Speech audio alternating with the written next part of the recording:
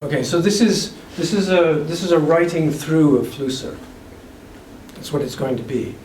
These days, I'm more and more interested in language, the philosophy of language, and specifically the ontology of language. What language is, and I say that language is constituted by reading, but reading is not media specific. In other words, we're not talking about reading, scanning words off the page. We're talking about reading in order to grasp the sense of what of what the tokens are suggesting. And for this, and so I'm not going to be talking so much about languages, but you'll have to take that as implied.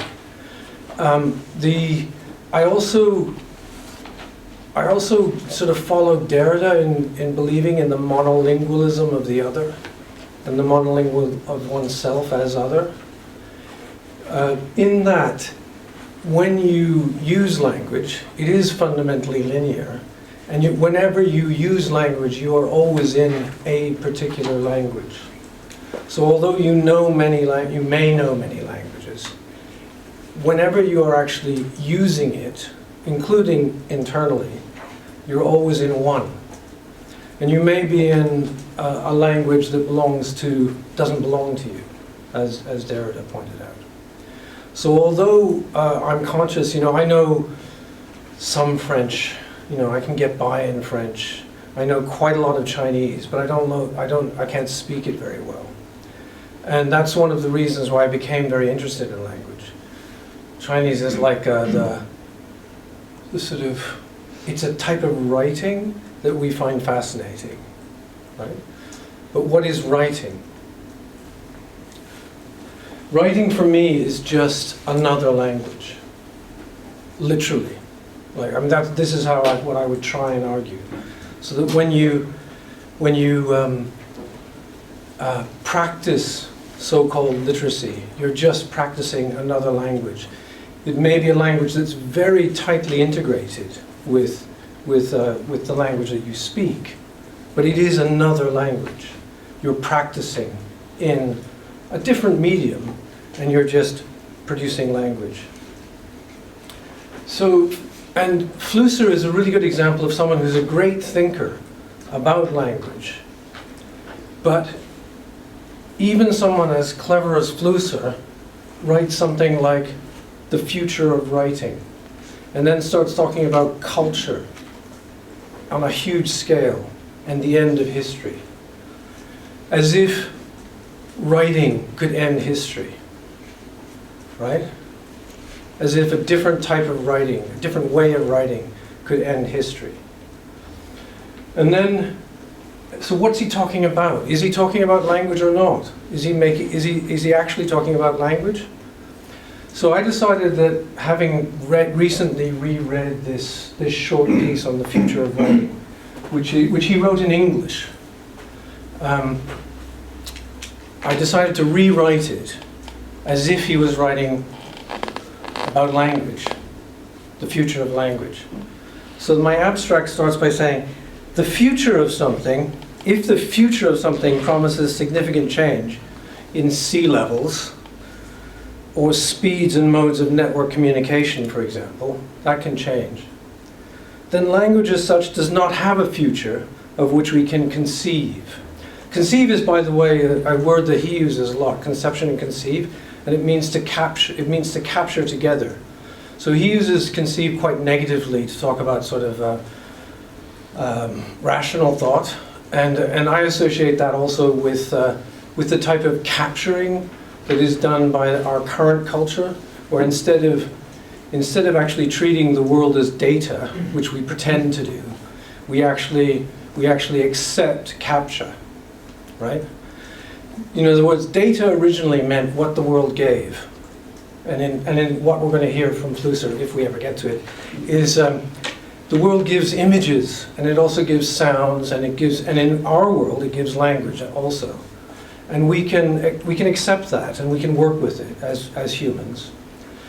But we can also capture bits of it, and we can develop processes that capture bits of it. But that's not data. Machines don't yet see the world like we do. They see the world like machines do. They capture it. So this sort of conceiving, just a capturing is nothing. A capturing together with other entities or other machines. That could be something, and it might even tell you something about the world. But you have to remember that it's not really the world giving to you, it's just what you get. Language is an evolved faculty. I'm going slow at the beginning, and I may have to speed up because I may have to just stop in the middle. But I'm going slow at the beginning because I think it's interesting to talk about the actual ideas rather than to get through the paper. So language is an evolved faculty. That means that's the case as far as we're aware, right?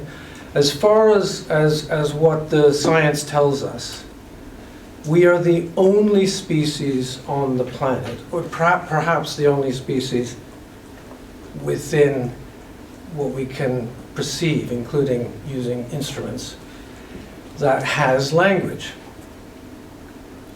Right? It took a long time. It actually happened shockingly quickly in evolutionary terms, and that's a bit of a problem for people studying evolution. But nonetheless, at least 50,000 years ago, so our species had language back then. It evolved. If it's going to change, if it's going to have a future, that will require evolution. We can't do evolution. We can do history, thinking, technology, practices. Technology is a big one because technology is part of what we are, right? There's many theorists who will try and explain that to you, right? The fact that I'm standing up, for instance, is a sort of technology, right? The fact that I look forward, it becomes a sort of technology. Particularly the fact that I have hands and they're in front of me and I can use them for other things other than locomotion or shoving food into my mouth. That becomes technology, becomes what we call technology. Also evolved, but co-evolving with us. And language is something that we evolved to have. So it doesn't have a future. It's not going to change. Get over it, right? The idea that the future of writing is going to do anything other than reconfigure culture slightly, right? Like I'm going to be very mean here, but I'm going to say, whenever we talk about language, we always talk about languages. Most of the usages are metaphoric. So emojis are not language, okay? I mean, and you can argue with me about that, but they're not. Okay? Right? Language of dance, not language. Right? Language of computers, not language. It's a formal language, and the phrase formal language is accepted, and it means something specific and technical, but it's not language. Language is what we do and what we evolved to do. So we should treat that as something that the world gave us and then try and figure it out, which we've been trying to do for quite a while and still haven't done a very good job of it. Language is an evolved faculty and by all accounts unique to our species. If this faculty were to change significantly, these changes would take place at the pace of evolution. A future of language can only refer to a speculative count of practices, vicissitudes, and perhaps the fate of linguistic practices in the face of anticipated cultural configuration. So, it could be that we just get very bad at language because machines seem to be doing something that we call language, and we imitate it so much that we start doing what they do. That seems to be something that could happen, but it wouldn't fundamentally change our having whatever language is. Okay, that's enough. I can now go on for an introduction. So now what you see is here you see the first paragraph of Flusser, and you can do one of two things here. You can listen to me and try and read me, or you can read Flusser, or you can try and do both. But actually, because language works in a linear fashion, you'll have a lot of trouble doing that. If you want to understand what I say, you listen to me. and ignore Flusser. If you want to wander around in your own linear path, going back and forth between the two, you can do that. If you want to compare, one of the reasons I did this is because if you really want to have fun, you can afterwards get my paper and you can compare it to Flusser's in detail, and you can see exactly what I changed, right? Now the other aspect of this that is part of a sort of a meta, as part of a game, is that Flusser talks about images, right? So in other words, he's famous for a thing called the technical image, right? Into the world of the technical image. And Flusser was, so he thinks that everything is an image, and there's a certain truth in that, because we perceive the world as an image. Right? I'm looking around, and it's a sort of image. And then I can start to tell myself a story about the image using language, and I'm telling the image that I'm seeing in front of me. A bunch of people at a sort of seminar-type conference-y thing, right? And the difference, there's clearly some sort of difference between artifacts of language and images, and this is crucial to Flusser, and possibly interesting generally, right? If you're at all and sort of vaguely interested in Lacan, Jacques Lacan, he divides the world up into the imaginary, the symbolic, and the real, right? And I use that sort of underneath this. The imaginary is the world of images, and Flusser uses imaginary and imagination in a very similar way. Language is engaged with the symbolic, right? The language is a sort of special, humanly involved symbolic process, and the real is fundamentally inaccessible, right? And that's actually a pretty good, accurate representation of how the world is. Most of the real is fundamentally inaccessible to us, right? The vast majority of the universe is fundamentally inaccessible to us. But the imaginary is sort of what we have. It's what we live in. We live in the imaginary. And then we use symbolic practice to structure and tell ourselves stories about the imaginary. This is a very long way of saying some of the ideas that are underlying this little game. And Flusser says everything is an image, including a linguistic construct. It becomes an image. And if you're a poet or an artist, then that's the case, right? So I'm talking, and I'm going on and on and on, and I'm stringing things out, and it'll take time, and you will have to listen to it, and you will have to make your own little linear patterns in your head. At the end of it, you'll come up with an image. You'll have an image, and this is a complex thing, which is quasi-linguistic, which will be the image of the talk. That might be a couple of ideas that you can remember about the talk, and that you'll be able to, or it might just be some impression that you have, but that will be a sort of a complex image of the talk. So what I'm doing is I'm treating his paper as an image, and I'm going to recount his image my way, changing it, and pointing out things that I didn't like about it, and that I'm going to, or that I think are wrong, and that I'm going to try and correct.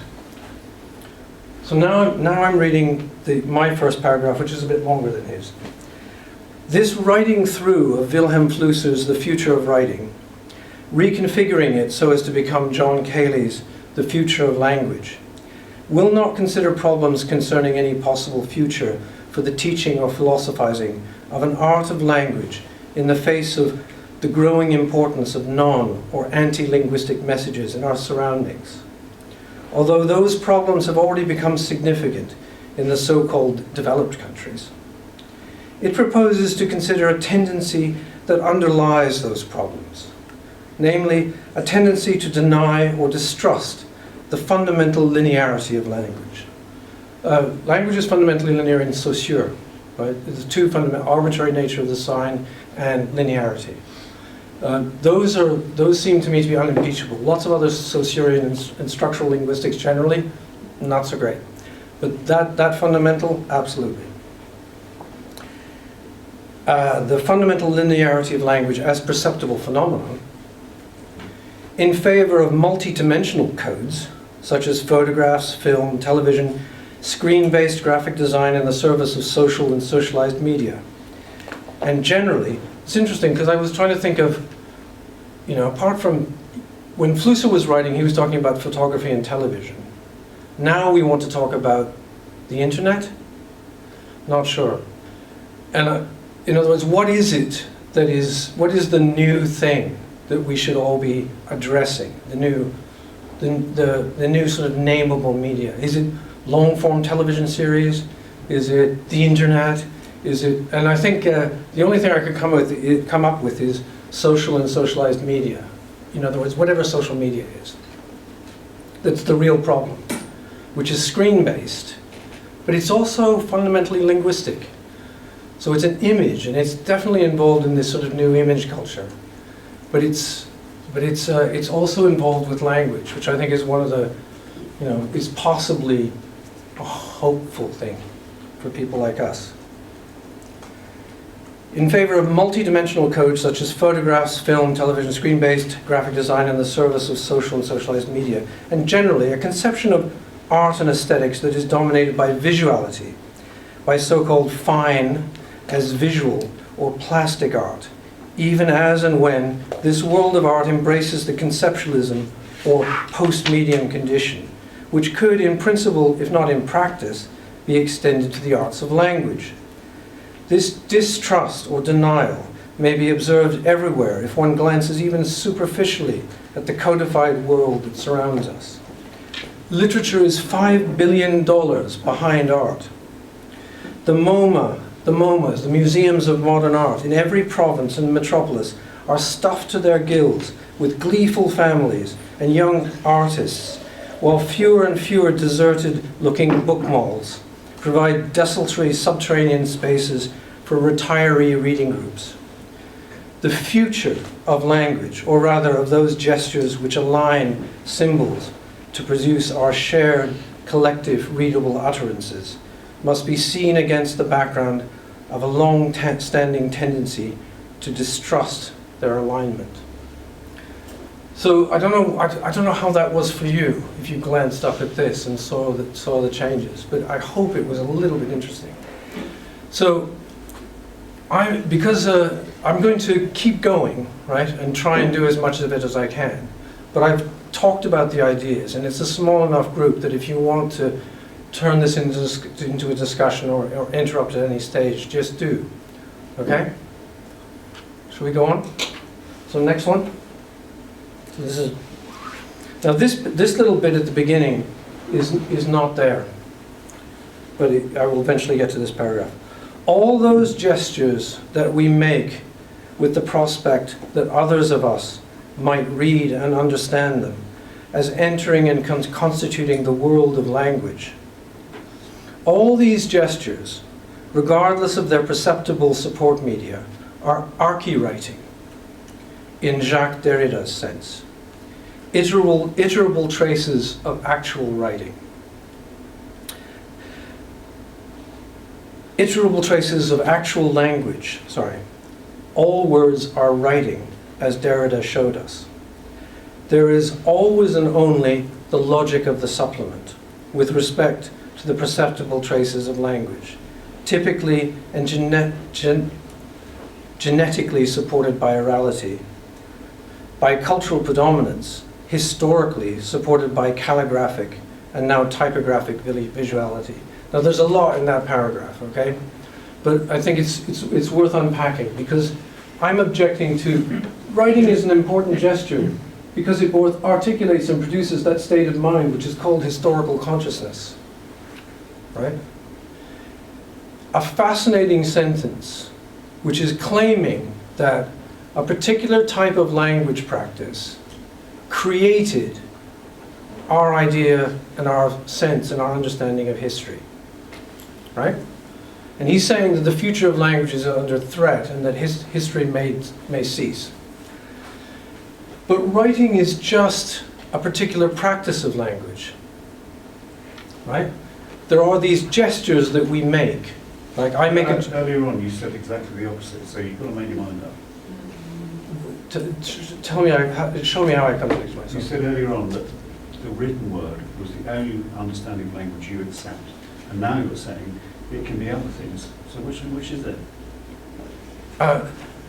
If you say I said it, I read. No. You extemporised.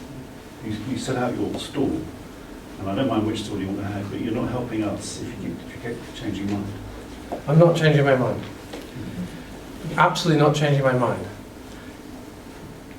I have a view which treats language via Jacques Derrida as better understood in terms of an understanding of archewriting. In other words, as I speak, in a sense, I inscribe. I produce traces which you can remember, which can be inscribed by you in your minds, but which are not like, which are philosophically the same as the inscriptions that you see on this surface, but they're, in media terms, they're different. So there is a deep problem here, which is very hard to grasp, but it is nonetheless how things are. For language, there's only language. There's only hearing, reading, understanding, and being able to speak or write, and be able to share that understanding. That's all there is. The media in which that is done is philosophically and ontologically immaterial. The problem comes when people start to treat writing as if writing itself, in other words, a particular practice that has happened within 6,000 years, as if that was language. And people do this, a lot of people do this. It's very, very typical. A lot of very highbrow and very good thinkers do this. And this is one of the fundamental errors. Okay, so I'm not having my cake and eating it. I'm playing with fire because I'm trying to talk about writing, because everyone wants to talk about writing, because writing is the art of language. People think of writing as being the high end of language. But writing has never been the high end of language. Globally, still isn't, right? Most people who practice language practice it in orality, not O-R-A-L, but A-U-R-A-L, in orality, in the world of sound, right? Because that's what we were evolved genetically to do. So the sentence I just wrote, which is, sorry, it's all right.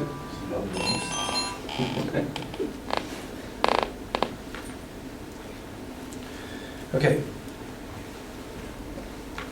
There's no doubt that when we evolved to have language, our relationship with the world changed. And so there was something new, which you might as well call a supplement, if you want to try and understand Derrida, right? We suddenly had to engage culturally and philosophically with a supplement. There wasn't just the world, there weren't just things in the world, there was a way of talking about them. But that logic of the supplement, which you can see very clearly if you look at writing, writing looks like the supplement of speech. That's what Saussure said, and that's common understanding. I say it's not the case. Writing is just another practice of language, right? Treat them the same. Try and see what's the language and what isn't. There is always and only the logic of the supplement with respect to perceptible traces of language. You can be thinking in your head, and you can be practicing language in your head. You are now. But you will have to share that for it to become to become actual, to become part of the world of language. For that, you have to make it perceptible, and you were evolved to do that in orality. And it's only for the last 6,000 years that we have become obsessed with the idea of doing it in visuality, which is, after all, only calligraphy and only typography. Right? Like, correct me if I'm wrong. You can handwrite, or you can get you could word process and get things printed. It's kind of crazy that we think of those practices as medial practices as being as important as they are compared to speech. Right? So this is an attack on literacy, on the culture of literacy. What I'm doing is attacking the culture of literacy, but I'm not attacking the culture of language. Sorry. So the configuration, in parallel to this.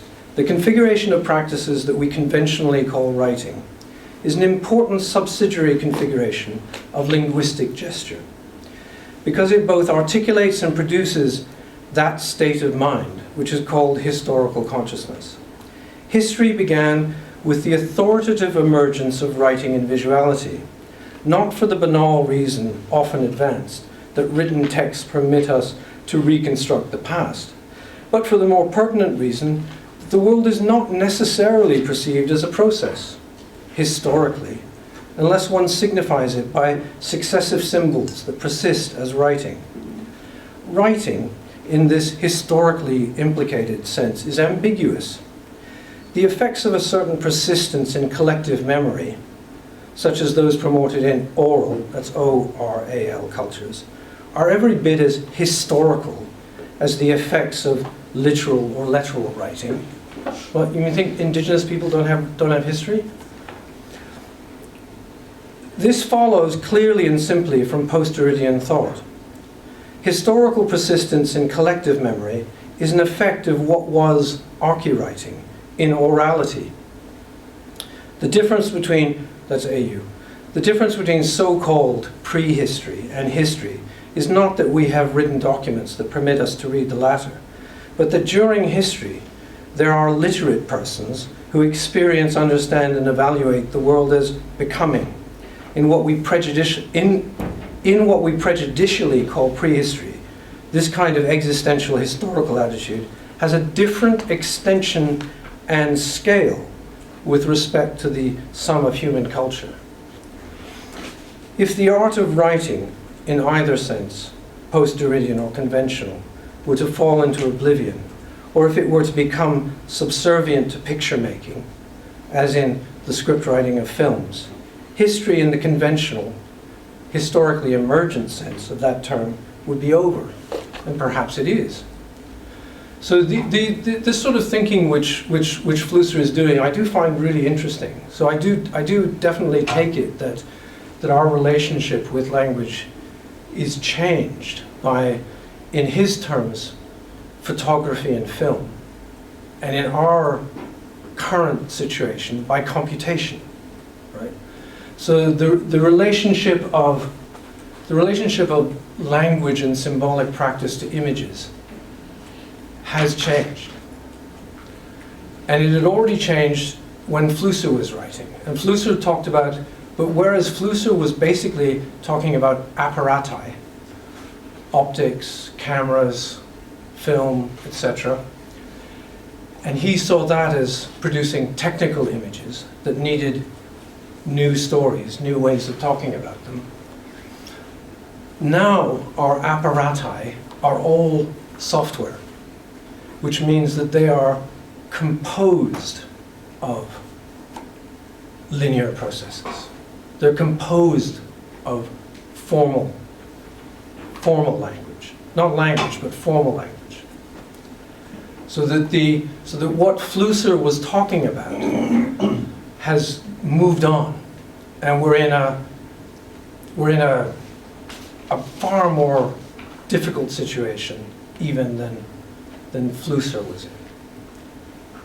But to maintain that this is a relationship between writing as such, in other words, the practices of literate culture, right? That's what's at risk, that's what's at stake, is not good enough. We have to entertain the possibility that language practice itself is under threat, right? So in other words, from where I'm writing and thinking, I don't care about book culture. Like, I really don't. I can do book culture in orality. And with Siri and transactive synthetic language and what will come very, very soon, next 5 to 10 years, I will be able to do much of my reading and thinking and scholarship in orality again. And that will make me, I think, happier, possibly. On the other hand, if there is so much banal symbolic practice in the world that all I can ever do is get access to content that is nothing other than stuff that is made by what Flusser goes on to call pretexts. In other words, if all the writers in the world do nothing but produce scripts for, the next long-form narrative or whatever, or to generate images, like banal images that don't exist anywhere in the world, and I have to waste all my attention on that, then I may fail to be able to have what I would call a constitutive relation between my language practice and whatever world is brought to my attention. Right? So that's what I see as the crisis. I'm way off script, right, at this stage. But in one way that's fine. I used to never read papers. And I intended, when I came in here, looking at the time, that I knew how many words there were, and if I read it and showed you each slide one after the other, that I would just about be able to get through it. And that you would just about take it. And we would get all through Flusser's essay, and then you would hear my version of Flusser's essay and we'd be done. But now we're at the point where I would prefer, if you want, to turn this into a sort of discussion, because I've introduced most of the ideas at this point. And if you have questions about it, I can talk more and also perhaps refer to points in both Flusser's and my rewriting. Otherwise, I'll keep going. Should we keep going? Should we get to the next one? So, people are often obsessed with early writing. I am, and Flusser is. If one examines certain Mesopotamian tiles, one can see that the purpose of this early conventional writing was to facilitate the reading of images. Those tiles contain images impressed upon them with cylindrical seals and cuneiform symbols scratched into them with a stylus. The cuneiform symbols form lines, and they obviously mean the image they accompany. They explain, recount, tell it. They provide it with an evocalization. I added that. The evocalization is, with all language, if it's inscribed, you have to, as a minimum, evocalize it in your head, right? And even if people didn't used to read silently until, I think, the 11th century, right? Everything was always read out loud. When we read, as a minimum, we deny vocalization.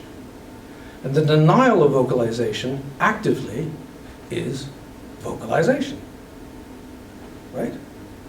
If I'm reading a book and failing to read it out loud, as I read it, I'm failing to read it out loud. in succession as I read it. So I have a relationship with that potential vocalization. All writing is evocalized in that sense. And just so you know that I'm not in any way prejudicial here, sign language, same thing, right? When I speak of evocalization, I'm not talking about anything literal. I'm talking about what you understand. It's what speaks to you, metaphorically in the case of people who are profoundly deaf. But even the deaf community is forced to have a relationship with the vocal community, and often very, very damagingly. So I'm not talking about literal, I'm talking about voice in a very, very particular sense. So, and this is very, very important for study of early scripts and early writing, because we often think of writing as being just, like just writing it goes straight to the ideas. Never the case.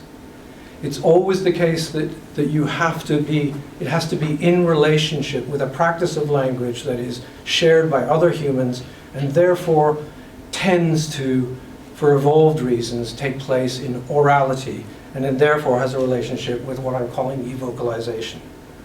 This is a really hard thing for literate people to grasp, but it's so much the case that it's fantastically important. Very important for poets and writers, because otherwise there's no art, right? There's no, all of the play with language, all of the especially multilingual play, right? You've got to know that those sounds don't belong. Knowing that they don't belong in your language proves that they're from somewhere else. Trying to bring them in, that's part of the whole game, the joy of sort of multilingual play. So literally it was the case that, you got, with cuneiform, it's not familiar to me, the idea that you would have an image and then you would have a vocalizable parallel thing going on. That's classic, right? It's proving that this is an image, but if you really want to know how to say it, how to tell it, then here's how you do it, right? And like I said at the beginning, I'm doing the same as if Flusser's text is an image. But it's not a particularly, it's got these problems, and I'm going to tell you how you should say it, how you should tell it to yourself. They do so by unrolling the surface of the image into lines, by unwinding the tissue of the image into the threads of a text, the vocabulary of an utterance, by rendering explicit what was implicit within the image. It may be shown through text analysis, through reading, that the purpose of such writing, namely the transcoding of two-dimensional codes into a single dimension, is still there. Every text, every utterance, even a very abstract one, also means, in the last analysis, an image. Could we have the next one? So I'll do the next one, because the next one is interesting. Because Flusser made it interesting. The translation from surface to line implies a radical change of dimensionality with respect to the grasp of meaning. The eye that deciphers an image scans the surface, and thus it enables reversible and arbitrary spatial relations between the elements of the image. It may go back and forth while deciphering the image. This spatiality of relations that prevails within the image characterizes the world for those who use images for the understanding of the world, who imagine it. For them, all the things in the world are related to each other in such a reversible spatial equivalence, and the world is structured by eternal return. It is just as true to say that night follows day as day follows night, that sowing follows reaping, that reaping follows sowing, that life follows death as death follows life. The crowing of the cock calls the sun to rise just as much as the rising sun calls the cock to crow. In such a world, circular time orders all things, assigns them their just place. And if a thing is displaced, it will be readjusted by time itself, because to live is to displace things. Life in such a world is a series of unjust acts that will be revenged in time. This demands that we propitiate the order of the world, the gods of which it is full. In sum, the imagined world is the world of myth, of magic, the ahistorical world. So I didn't change that very much because I think it's kind of interesting to think about the image, right?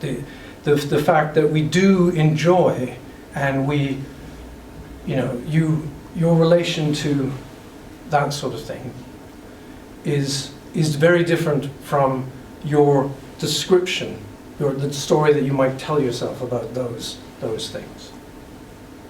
You can move back and forth between them. You can grasp them sort of simultaneously. You can compare the colors. You can take in you do all that, right?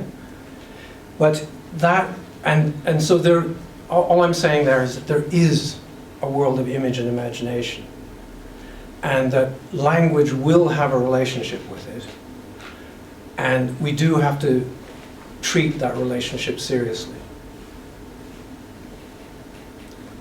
Okay, I really do want to stop now. Oh yes, excellent. So now we can go.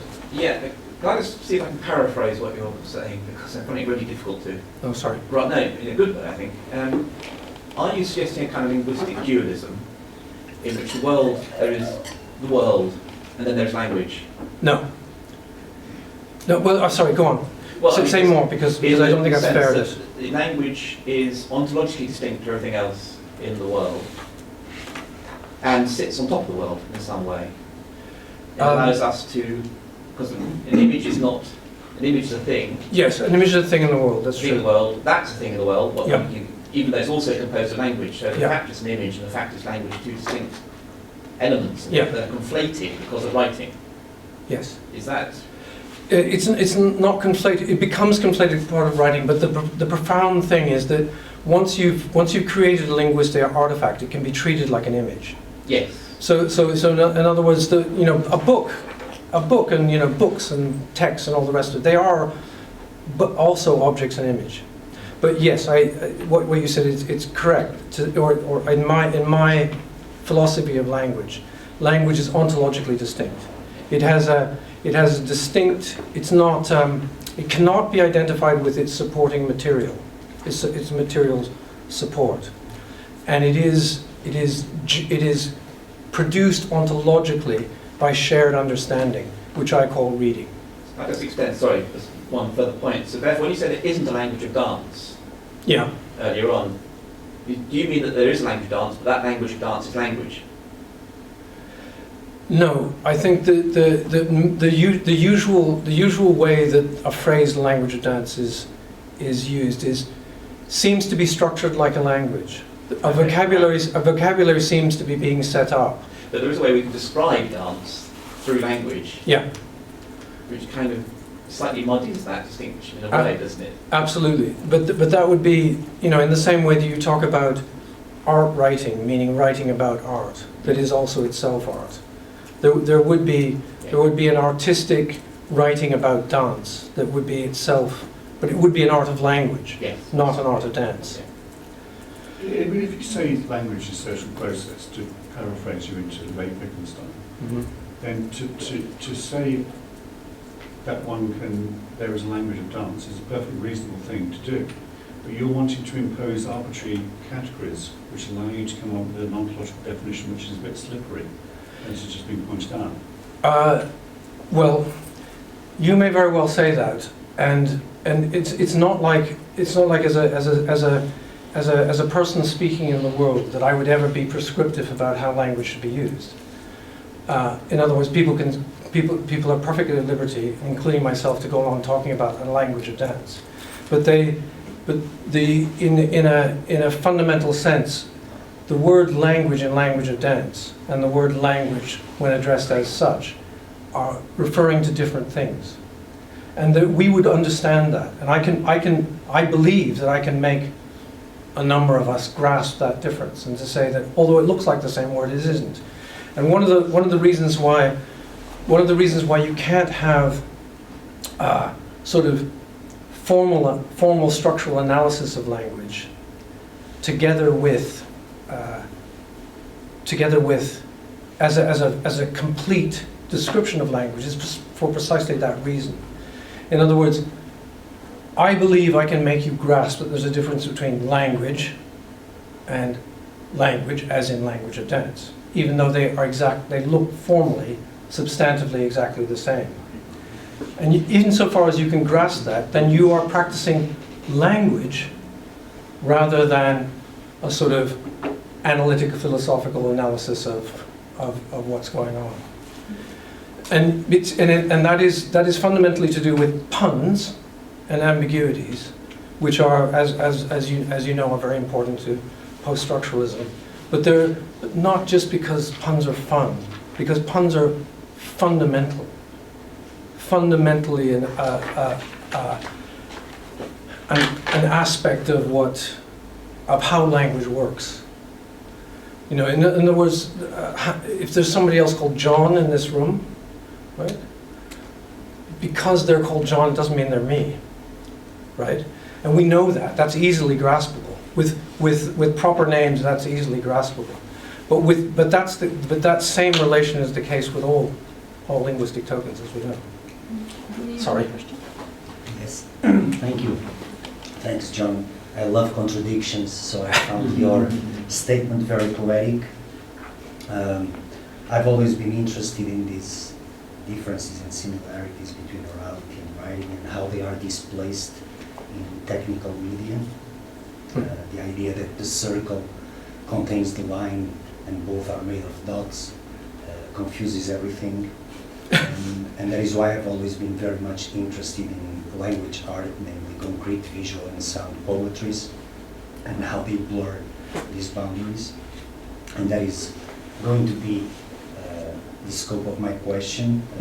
But before that, I'd like to add that maybe Friedrich Hitler's book, Gramophone, typewriter, would be a nice adding to this, in the sense that he says that in the transition from orality to writing, there was a decoupling of interaction and communication. So there was no communication in orality. And in the transition between writing to technical media, there was a decoupling of communication and information, datification. But anyway, going back to language art, I found it very interesting when you said that you could read Chinese but not necessarily speak, and that reminded me of a very important visual artist from Portugal, Anna Hatherley, and she has worked extensively in recovering Baroque visual poetry, as well as doing beautiful calligraphies. And there is a work of hers in which she invents an alphabet, and she calls it the structural alphabet, and she describes it as ideogrammatic writing, and it's precisely her response to the fact that she loved Chinese calligraphy, but she could not understand it. So one of the things that she refers to when she's thinking about it, she believes this is going to be a dialogue with Foreigner, a magic function, pillage, and the reverse of colonialism, which is kind of interesting. But she says, what I'm trying to do here is to show the writing, not the written. Not the written. Yes. Show the writing, not the written. How can you cope with that in terms of what is an alphabet? How does the alphabet reinscribes or not orality, which speech, articulation, utterance is a sort of an alphabet? I mean,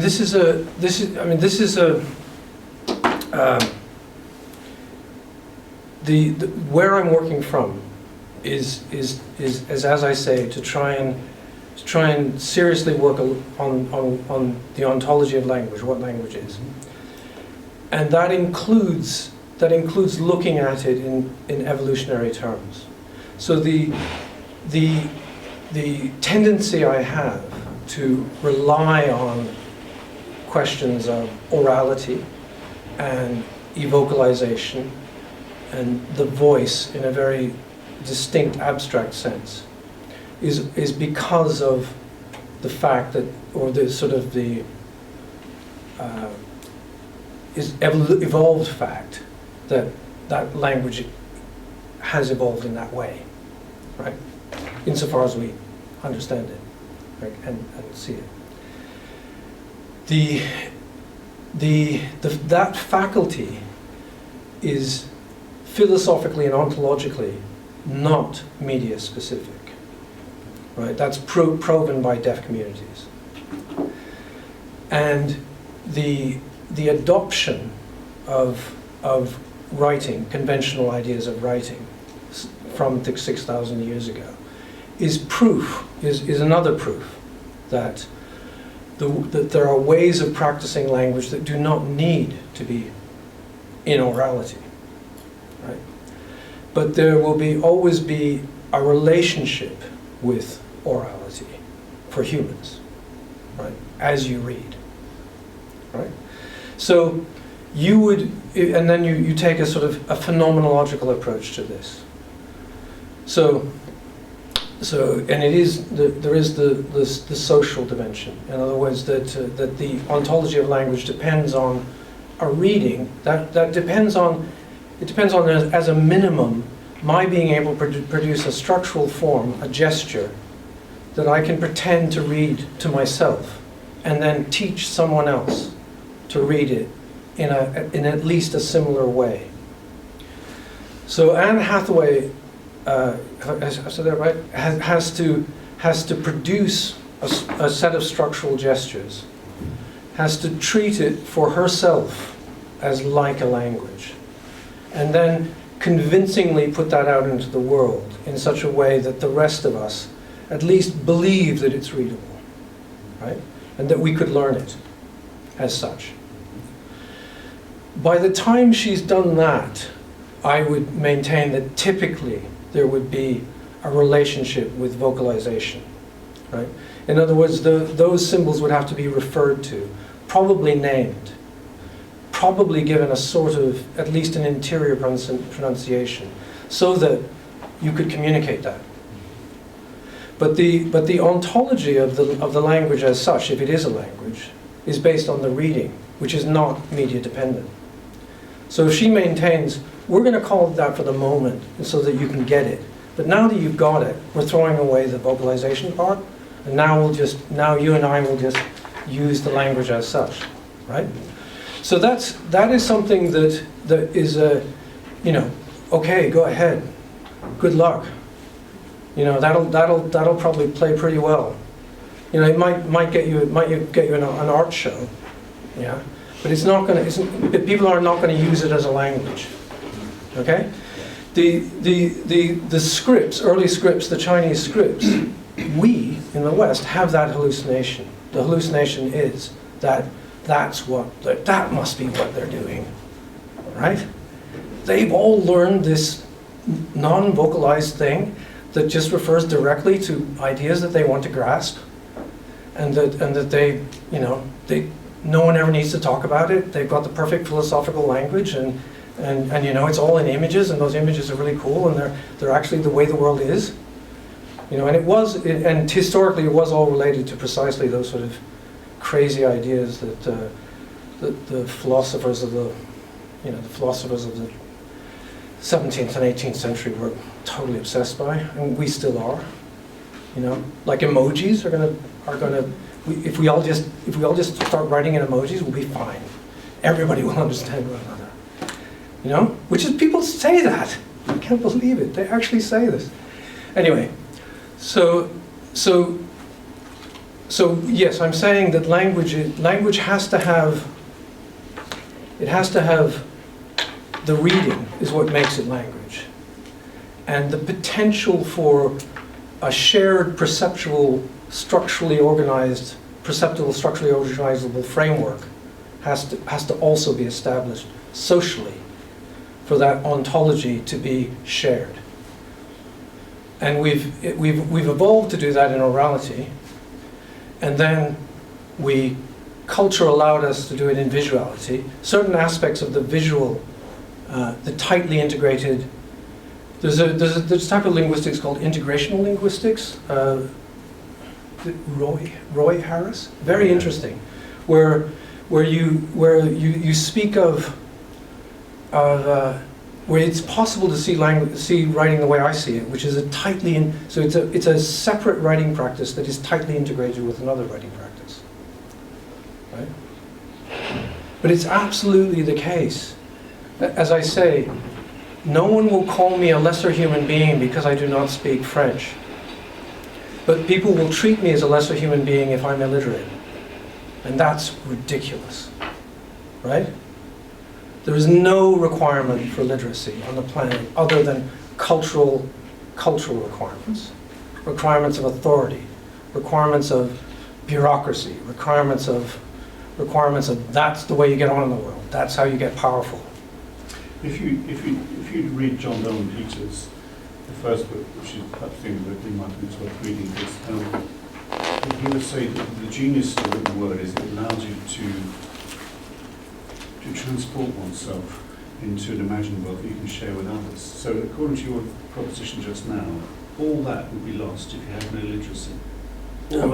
That's completely wrong. Haven't I just transported you into a bunch of images that you can get lost in or not? But his claim is there's some special power in speaking into the air that's achieved through the written word. And he says without that, the dimensions of experience are reduced. Yes. I'm not saying that literacy isn't a good thing. It's a good thing, and it's great. And I love books as much as anybody. But I'm just saying that the type of experiences that you can have from books do not have to be delivered by books. And sort of sociologically, this is also the case, by the way, just in case you haven't noticed, that audiobooks are really on the rise. E-books have platformed, but and I'm not saying that it'll take over, but the constituency that has always led in terms of the art of literature, right? So constituency is largely female, right? And they are listening to books now. We are listening to books now. And all I'm saying, and why shouldn't you listen to a book? It's exactly the same words, isn't it? And maybe, it's you're reading the text, you're hearing, understanding the text. It's not like you've gone to see the film, or that you've watched the adaptation. You are listening to the Brothers Karamazov all the way through, and hearing, understanding each word as it is presented to you, and taking more time over it. Don't you think your experience is likely to be as rich, perhaps richer? I don't know. Last question, maybe. So if language isn't reducible to its material instances, which is the most contentious sort of like part of the point, isn't it? Especially if you talk about evolution, because someone like Bernard Stiegler would say language actually only really occurred because we acquired the physical capacity to speak and inscribe things at the same time. But I get that that's not your point, is that language is another ontologically separate thing from our ability to do it. Is that right? So what is it that ontologically sort of separates language from anything else? Is it linearity? And is linearity like the central thing that makes language different from all of the other things and that changes the world in that way?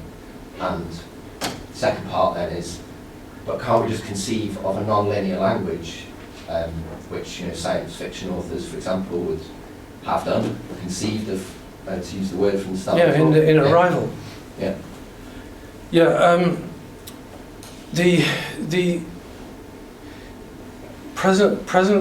my present position, that linearity is a fundamental of language. So in other words, I'm a post-structuralist, right? In other words, structural linguistics cannot account for language, but the linearity of linguistic phenomenon is something that I cannot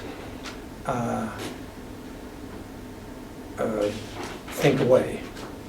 So but that does not mean that what one grasps from an experience of language, an encounter with language, remains, continues to be, phenomenologically, for the human hearer understanding, a linear experience. That's clearly not the case. The thing that language relates to most in human phenomenology is memory, and memory is not linear. I mean, not for me. I don't know whether it is for you. So in other words, I've read a book, and I say I've read a book, but all I have are the memories.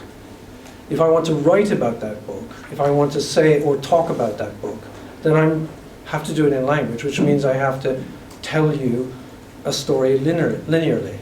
And then we will both be trading in differential memories that are spatial, nonlinear, related to our own experience via our memories. No. The big one is, that we all know, computation is currently linear. And it's absolutely linear. No, there's no other way to do it. So far, maybe quantum computing. No one knows what quantum computing is. Say quantum, yeah. Because quantum is simultaneous, not linear, isn't it? So yeah, but you're trying to talk about the real, and and there will be, presumably there'll be a huge scientific hypothesis which will say that, oh well, the world is really nonlinear thanks to quanta, and let's just project that nonlinearity onto the world and see what happens, right? Could go well, might not. But current computation, there's no doubt about it. It's just linear. It's absolutely linear. Isn't linearity of material quality? Yes, because it's something to do with our relationship with time. And space. Yeah, something to do with our relationship with time. Yes, right. I think that's a good. Anyway, thank you. I'm sorry to. Thank you for indulging me.